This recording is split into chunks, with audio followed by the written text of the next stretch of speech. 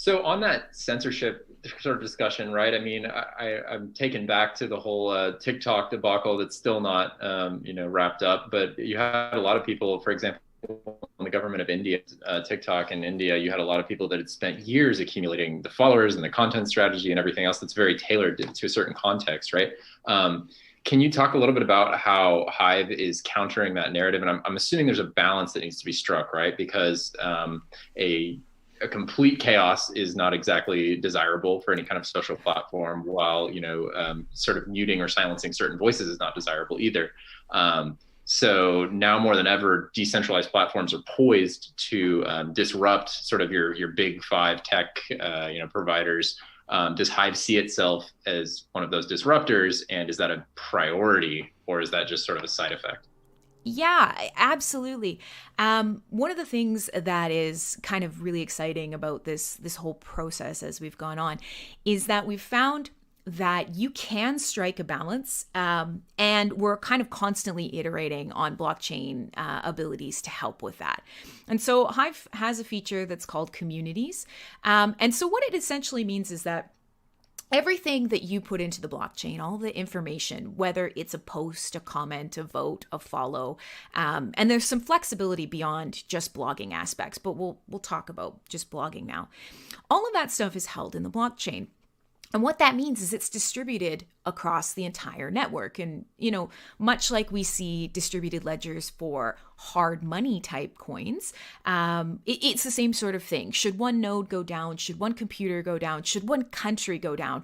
That ledger is distributed. And the connections and the community aspect and the personal content is still held within the ledger. So that's one part of it that already has a leg up on traditional social media.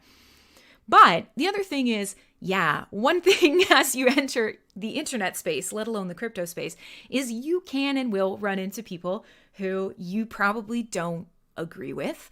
And that is a really hard balance to strike, is where do my rights to free speech begin and end, and your rights to free speech begin and end? Where do we as a platform begin to try to police that in a way that creates a great social experience? And should we be able to police that?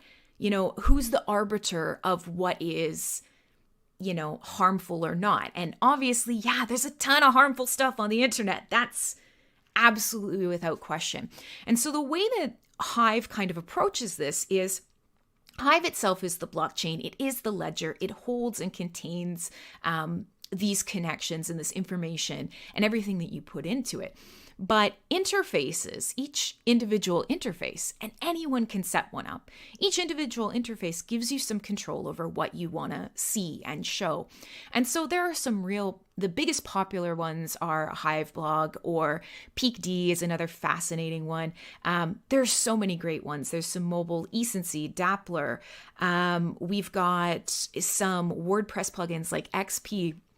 So there are a ton of interfaces, and if I didn't say any of the blogging centric ones, they're going to kill me, and I apologize. But the reason that I kind of bring this up is you can choose the interface and you can build a community, and there are tools for you to moderate within a community. And what that means is, so should I make a post about, it's Hive, check it out, and you come along and go, Crim, your face is dumb, I don't like you. I can choose to mute that out of my community. I can hide that on my posts, but it doesn't actually remove your ability to say these things.